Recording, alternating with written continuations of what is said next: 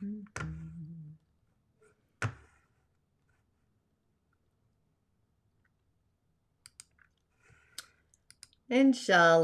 and Ashe. Welcome to the Daily Snippet. A little late today, but it's entitled, right? It's Saturday. The Holistic Sha'medium and Subtle Energetic Surgeon.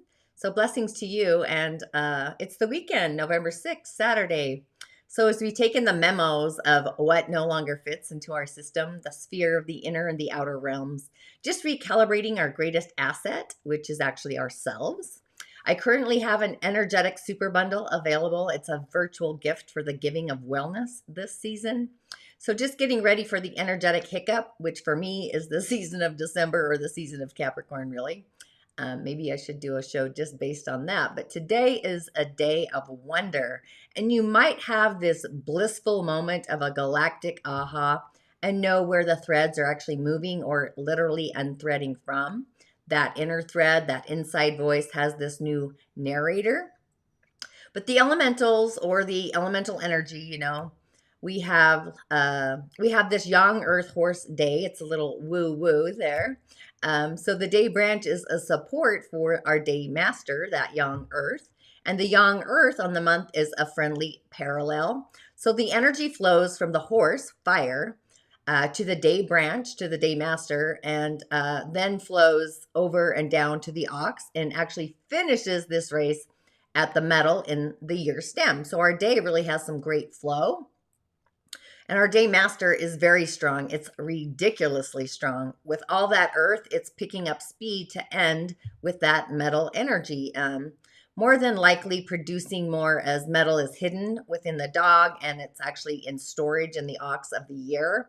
Again, the missing love of nature, the goddess herself. So again, go out and forage, clean up some leaves, do some natural organic nature-like things in substance and also in material.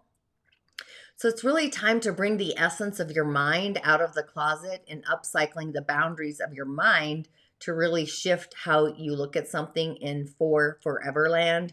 The dominant voice is really online. It's kind of like the dominating parent. So it's really a good day to question everything and stay curious and keep your attitude flowing out to hyperspace and go where no mind has really ever gone before. It's kind of like Stephen Hawking's style with a little bit of Tesla or vice versa. Tesla has the saying that my brain is only a receiver in the universe. There's a core from which we obtain that knowledge, strength, and also inspiration. So today our mind is online to figure out where does our heart center belong. So it's like the beloved in our heart or my beloved. And when our heart and our mind have an understanding, they're in congruency, then we have this evolution of where we're going to utilize that drawbridge and even what kind of drawbridge that you want to create. You know, is it made from nature? Is it made from stones? Is it made from clay? So it really is a day to take an otherworldly view, getting this mountaintop perspective, a new perspective with a new point of view that might come down otherworldly. So it's a perspective of being mindful of a new channel within our heart and knowing, a knowingness where we have this heartfelt belonging, like where do we belong?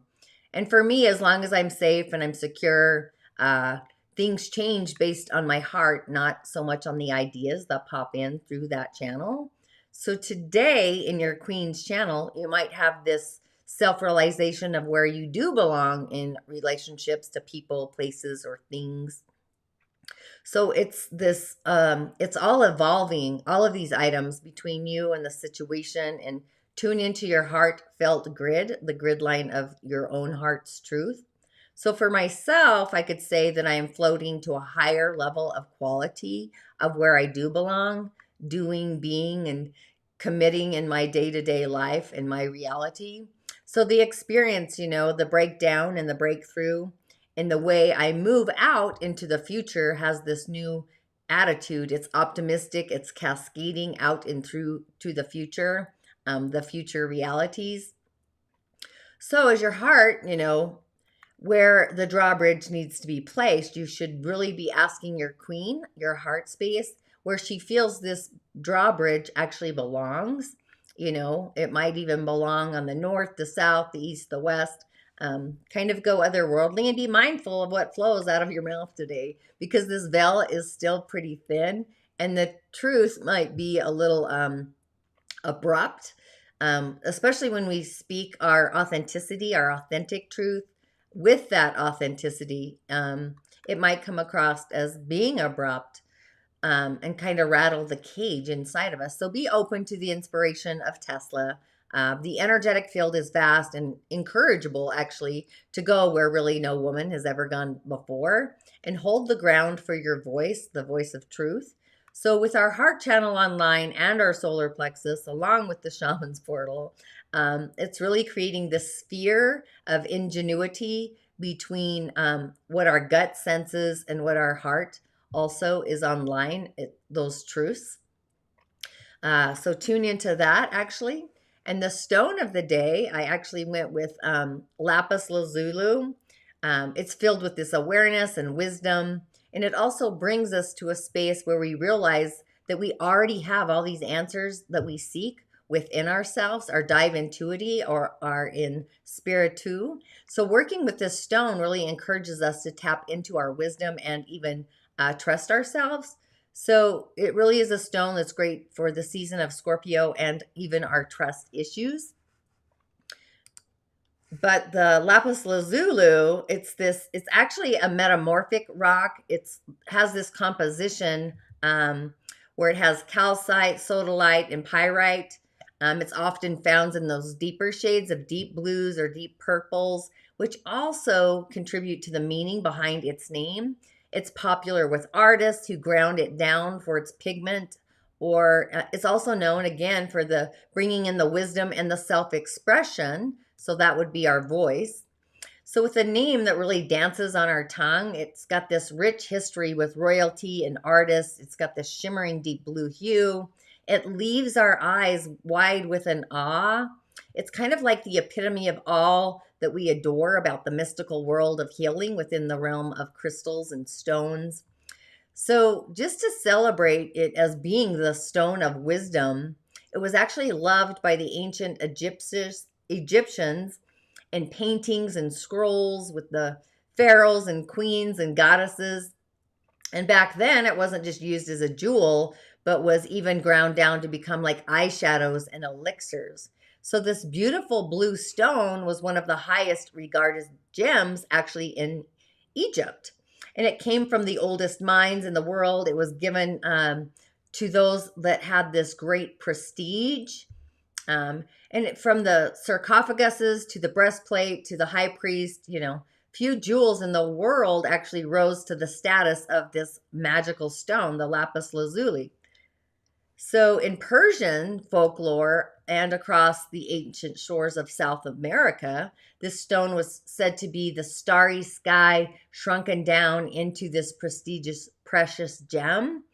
And, possibly it's holding all the knowledge of the universe if you were like to meditate and hold it and really tune into the galactic universe. In Islam, it was chosen to be a protector against the evil eye, and Buddhists as well. They turned to the stone as its soft healing energy kind of paved a way to inner peace. And even when we entered the Middle Ages and the European shores, lapis lazuli, it hadn't lost its celebrated splendor. Catherine the Great fell hard for these rich blue hues. She had an entire room just adorned with it. Michelangelo ground it down to that blue pigment powder to make a striking shade of blue that we can see to this very day when turning our eyes kind of to the heavens when walking through the Sistine Chapel. So, what is it about lapis lazuli that ignites our mind and calls to our soul? So it's got these healing properties that even come from the far corners of the earth, the mystic corners of Afghanistan, the ancient Roman shores of Italy, even the new worlds of the USA, and the wine-sparked lands of Chile. So with a name that really translates to the blue stone in the old tongue of Latin, color is actually the first thing that calls to us when it comes to this stone. So it's this shimmering shade of deep blue, sometimes flecked with gold and also with violet shades kind of shooting through it like a star. It really is no wonder in the Renaissance era that painters really fell head over heels for this otherworldly kind of poetic color. It's beyond the bright indigos and the marine blue marriage of shades, and it holds a whole host of healing properties. So it's known for revealing deep inner truths, which we actually need on a day for today, inviting us into authenticity and showing us the magic of our own mighty will. So just glancing at the stone, it's really enough to lower our blood pressure. It's got these serene shades shifting something within inside of us, cleansing us from the tip to our toe in this gentleness and this grace. It soothes inflammation, excuse me, and fights for both the respiratory and the nervous system. And it really unblocks problems with our throat and also our thyroid. So if you do suffer from sore throats or vocal cord issues or organ complaints, this stone really works to flush the system and keep us thriving. And also, say yes to self-awareness and climb out of the shadows of suppression when you invite even more Lapis Lazuli into your life, into the meaning of your life. So this healing crystal kind of brings in these rich shades of blues and the flecks of golden pyrite even to remind us of our own self-worth. So it really is just an incredible stone for bringing out the stashed away self-knowledge, the wisdom that leads to our own inner authenticity and the freedom to live in our own truth, our spiritual truth, our emotional truth, even our voice of truth. So if you struggle to put yourself up and out there, if your confidence has been cut, then bringing in this healing power of this stone into your daily life can really be a complete game changer, because it encourages self-expression and it invites us to speak our truth. So this makes it an amazing tool for bonding relationships and forging those close-knit friendships with those who carry or can serve the true, authentic you. So just being able to speak our truth is actually one of the most important things that we can do to raise the vibrations of our soul's authenticity. So it helps us to stand true and strong in our own light, and it cuts down on pent-up frustrations and angers. So it might make us more decisive in picking our paths, the big and the small, the baby steps that are actually right for us and in congruency. So the truth can be sometimes tough, but it's also important to turn over the stone and see what sits beneath it. So you might find some limitations, but you're also going to find the incredible chance for growth and glory with it as well. And it reminds us to not be afraid. So as a transcendental colors, it gives the hint that we can connect with the spirit realms. It's linked to our third eye. This energetic center is known for being the eye of consciousness, vision. It's one of our vision centers, the one that sees it all. So our sixth center, it's heavily motivated by knowledge and intuition and wisdom and insight. So basically all the things that really help us to unravel our many layerings to get to the core. So if your third eye is actually blocked, you might feel it kind of tricky to concentrate, to connect, or to even keep your cool, especially when the world around you is falling into chaos. I think we could all use this stone today. Could be stress, illness, or emotional upset. They all have an effect on our third eye. And when we awaken our third eye, you might have the ability to actually see further and to utilize the dark blues in the lapis to kind of tap into your own personal hidden psychic abilities. So it's the stone that can take us a step further, but it doesn't just stop at our third eye. It also takes us down and in through our throat center. So you can kind of take that into account as well. So again, it's the stone of wisdom and communication. So it's all kind of wrapped into this corridor. So when our throat center is blocked, we might struggle to feel heard, understood, or you might just kind of shy away from confrontation.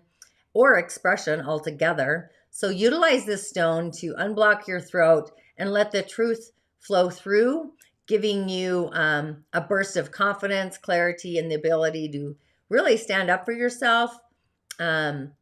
Aspects that you might have actually been missing for yourself. So I love this stone. I actually have it in my, in my cowrie shell divination.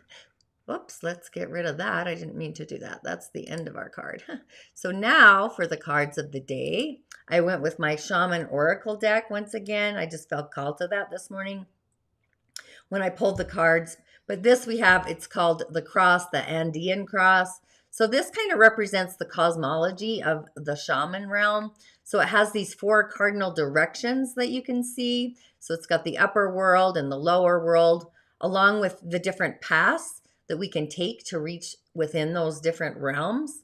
I'm actually going to be doing a private or a space limited program called Voices of the Other World. So be sure to check that out. I'm going to be putting that together. But the hole in the center is the gateway to these interdimensional realms that we can travel. Our proverbial eye of the needle, which is actually the portal in the shaman's portal, where we can all go through to experience higher states of awareness and awakening and wisdom to really break us free of this linear time. It's more of the creative realms, the unseen. So this is really kind of an announcement of a greater journey, and it's really time to raise our gaze or raise the glass from the mundane day to day to that which, until this moment, it's actually this now, to really cross those threads. Anything that seems beyond your grasp, like you can't grab it, just allow the new wisdom, the ancient wisdom, to really be your guide and guide you. And really stop trying to make sense of anything before you respond to a yes. Kind of sit with it for a moment. And then I pulled the drum, which I pulled the drum a few days ago. But this tunes into the rhythm of our own galactic beating heart, the galactic universe, and it's connecting us to both the upper and the lower worlds. Once we, again, we're getting this confirmation to really go and travel to the next step on our earth journey. So it's not the same path to go against the river, the threads. It's really a time to go with the flowing currents, those conscious river streams, and allow ourselves to be carried by the rhythm of the drum, the beating drum, into that Andean cross to what's really essential. It's this essential ingredient in our life to kind of take us there. So kind of tune into the beating drum, if you will. And then I pulled the Rainmaker, which I haven't pulled this card before as far as I can remember. But this is the master of manifestation. It's the energy of calling on the elements of nature to serve the balance of the greater good. So when the power, we utilize it to co-create, it's used with integrity. There's this higher frequency of beauty and authenticity that actually benefits the flow for all of us, not just the self. So when we utilize this power for personal gain only for ourselves, that's when the suffering begins for everybody. So when the earth is kind of drowned out or parched, less than lacking water, the flow, this Rainmaker calls in those waters from the galactic heavens. And what happens is all the things that are dormant in the fields that aren't growing, even within our heart space, it kind of springs to life again. So it really is a time, or we're getting the call to really recognize how are we co-creating with the world. Nothing really is happening out there without our own involvement. So just remember that the world is only mirroring back to us the conditions of our own self-love along with our own intentions. So we kind of need to change these within ourselves before we can take any account, or, don't take life so personal. The shift really is on. So it's really time to be a heart beacon of optimistic energy. So with that, I would affirm that I am in alignment with my heart, my true heart, my authentic heart, and your thoughts are kind of elevated to where your heart really belongs in the galactic universe, and also in the earth plane, the earth school. So it really is a day to be mindful of your corridor and what you're taking in, thoughts, and also what your heart is radiating out. So InShalla, Ashe, thanks for tuning in. And as always, I will see you on the other side.